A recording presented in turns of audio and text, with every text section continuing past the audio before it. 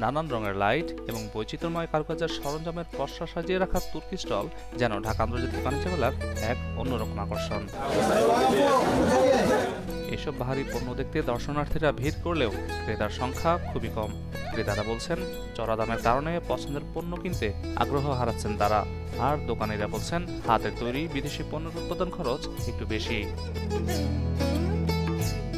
রং বেরঙের লাইট, বৈচিত্র্যময় ডিজাইনের ঘর সাজানোর সরঞ্জাম এবং চোখ ধাঁধানো কারুকার্যের ব্যাগ ও কার্পেট সব মিলিয়ে ঢাকা আন্তর্জাতিক বাণিজ্য মেলার একটি আকর্ষণীয় প্রাঙ্গণ যেন তুর্কি পণ্যের এই দোকানগুলো।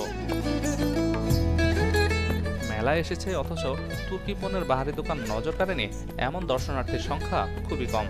দোকানিরা বলছেন এখানে প্রচণ্ড দর্শনার্থীর সমাগম দেখা গেলেও বিক্রি খুবই কম, সবাই শুধু দরদামি করছেন।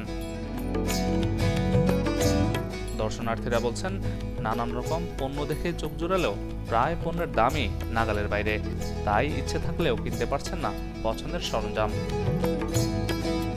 চড়া দাম সত্ত্বেও কেউ কেউ আবার প্রিয় মানুষকে উপহার দেওয়ার জন্য কিনে নিচ্ছেন পছন্দের পণ্যটি। এবারের বাণিজ্য মেলায় তুর্কি স্টল ছাড়াও আরও 6টি দেশের বিভিন্ন পণ্যের স্টল রয়েছে। মেলা মাসব্যাপী সকাল 10টা থেকে রাত 9টা পর্যন্ত চলবে।